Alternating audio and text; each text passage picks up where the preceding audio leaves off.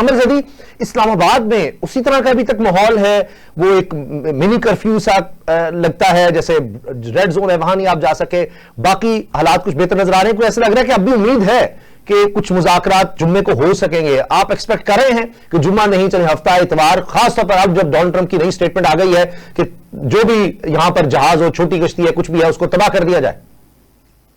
Usama, thank you very much. Islamabad में बिल्कुल जी माहौल ऐसा ही है कि लग रहा है कि रोड्स बंद हैं, कि अभी मुज़ाकरात अभी नहीं तो अगले दिन हो जाएंगे। और जिस तरह से आज सरकारी मुलाजमीन को वर्क फ्रॉम होम दिया हुआ था, पूरा हफ्ता हो गया सरकारी मुलाजमीन जो है वो तकरीबन वर्क फ्रॉम होम पे है।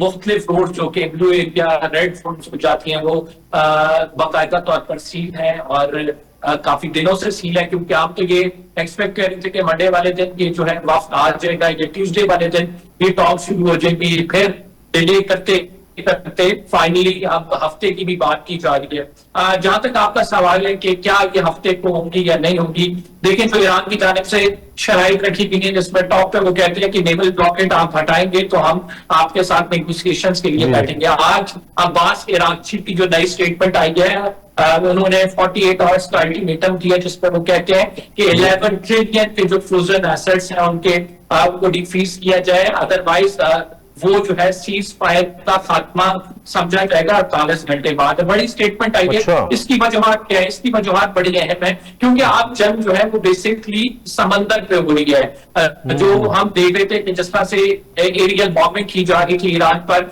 उससे हटकर मामला स्टेट ऑफ होर्मुज पे आ गया। और ये स्टेट ऑफ होर्मुज पे तब से आया जब से नेवल ब्लॉकेड जो है वो अमेरिका की जानिब से किया गया, और आपने देखा कि इंडेफिनेट टाइम पीरियड के लिए अमेरिका ने सीज फायर कर दी, लेकिन उस नेवल ब्लॉकेड को नहीं हटाया, जिसका अमेरिका समझता है कि इकोनॉमिक इम्पैक्ट बहुत ज्यादा है। और 500 बिलियन की बात की जा रही है कि वो ईरान को डेली नुकसान पहुंचा रहा है। ईरान जरूर कंसर्न है इस हवाले से, क्योंकि 27 शिप्स का बताया जा रहा था कि वापस हुई, लेकिन एक रिपोर्ट के मुताबिक 34 ऐसी शिप्स हैं जिन्होंने जो ऑयल कैरी किया वो मुख्तलिफ ईरान पोर्ट से लेकर गए हैं।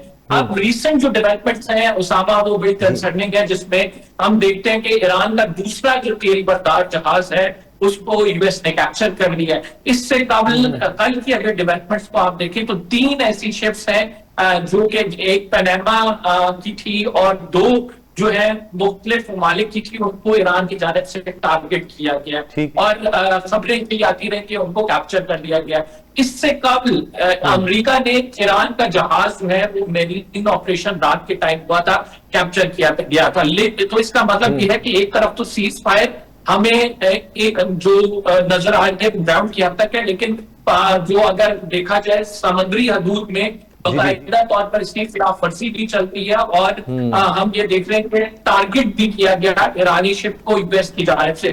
तो अगेन अगर डोनाल्ड ट्रंप की ये स्टेटमेंट आई है जिसमें वो ये कहते हैं कि माइंस बिछाने वाली हर शिप को टारगेट कर दिया जाए आपने होर्मुज में, दैट मीन्स कि we are heading towards escalation. और अब्बास इराक़ची की भी ट्वीट है जिसमें 48 आवर्स का अल्टीमेटम देते हैं, तो उनकी जानिब से भी जवाब जो है वो तगड़ा दिया गया।